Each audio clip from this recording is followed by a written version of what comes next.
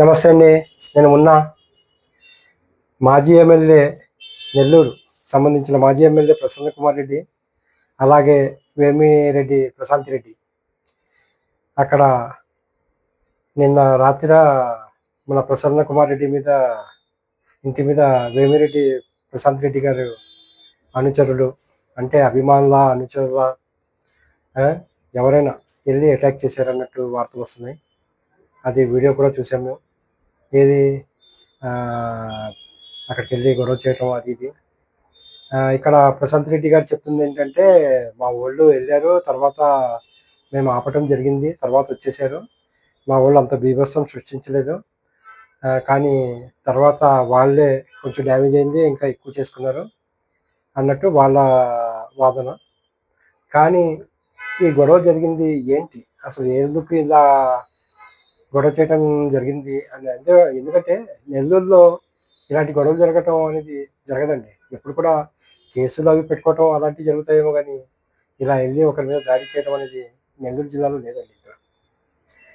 అలాంటిది first time. అంటే అంతగా గొడవ చేయడానికి రీజను అంటే ఎవరిది తప్పు ఉంది ఏంటి అనేది ఇక్కడ మనం మాట్లాడుకుందాం.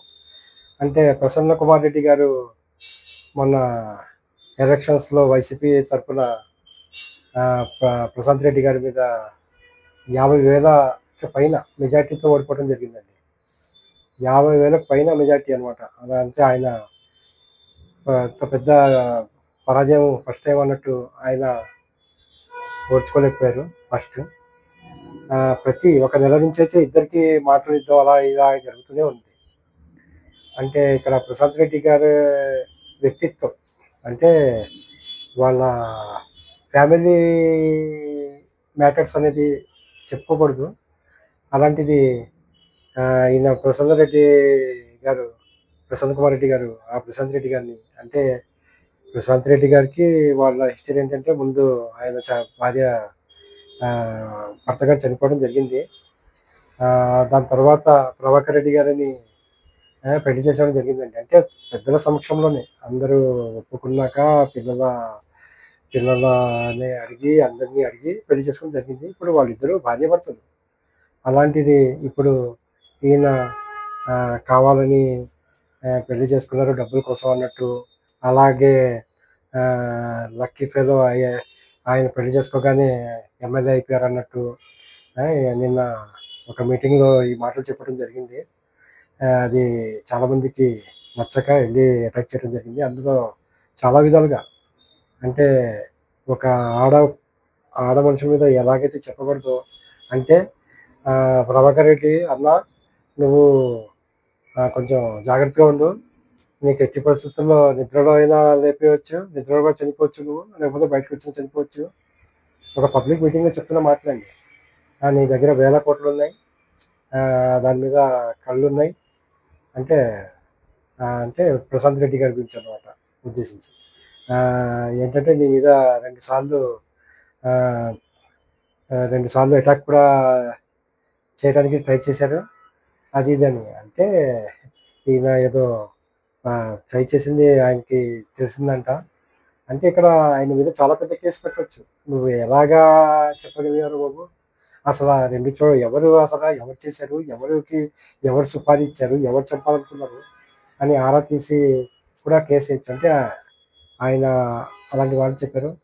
ఇంకోటి, నువ్వు అడిగితే ఒక కన్నెపిల్లని తెచ్చి ఇచ్చేవాడిని ఒక బ్రోకర్ లాగా. ఏంటిది మాటలు? అది పద్ధతిగా లేవు. దానివల్ల అంటే ఇక్కడ గొడవ చేయడం కూడా మంచి పద్ధతి అని నేను చెప్పను, అది కూడా తప్పే.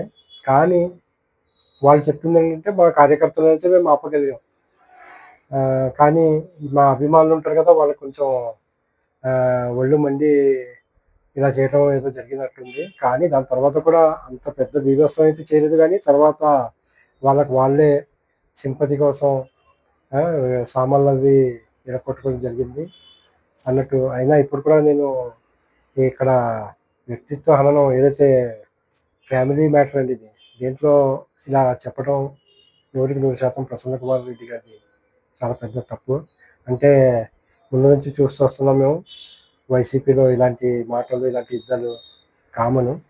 కానీ ఇక్కడ ఇలాంటి దానికి చంద్రబాబు నాయుడు గారు ఎట్టి పరిస్థితుల్లో అంటే ఇలా వెళ్ళి ఒకరిని ఇంటిని డ్యామేజ్ చేయడం అనేది ఒప్పుకోరు. కానీ వాళ్ళ ప్రశాంత్ రెడ్డి గారి అభిమానులు వెళ్ళి అలా చేసి ఉంటారని అనుకుంటున్నాం. ఈ మొత్తం క్లారిటీ వస్తుంది. కానీ ఏది ఏమైనా ఇలాంటివి జరగకూడదు. అలాగే వీళ్ళకి అంటే 50,000 పైన మెజార్టీతో ఓడిపోవటం ఆయన కూడా జీర్ణించుకోలేకపోతున్నారు. ఇలాగా అప్పటి నుంచి ప్రతి ఒక్కరు వైసీపీ వాళ్ళు వాళ్ళ బిహేవియర్ ఇలాగే ఏడుస్తున్నాయి. కానీ వాళ్ళ పద్ధతులు మార్చుకొని నెక్స్ట్ టైం ఇలాంటి మాటలు ఆడకుండా ఏదైనా ప్లానింగ్ చేసి మంచిగా ఇలా కాదు ఇలా చేద్దాం, కొంచెం పద్ధతి మార్చుకుంటే కొంచెం సీట్లు పెరుగుతాయేమో గానీ, కానీ మీరు ఇలాగా చిల్లర మాటలు మాట్లాడితే ఆ వచ్చిన 11 కూడా మీకు నెక్స్ట్ టైం రావండి. ఇది గుర్తుంచుకోండి. ఈ వీడియో నచ్చితే గనుక లైక్ చేయండి, సపోర్ట్ చేయండి, సబ్స్క్రైబ్ చేయండి. Thank you very much.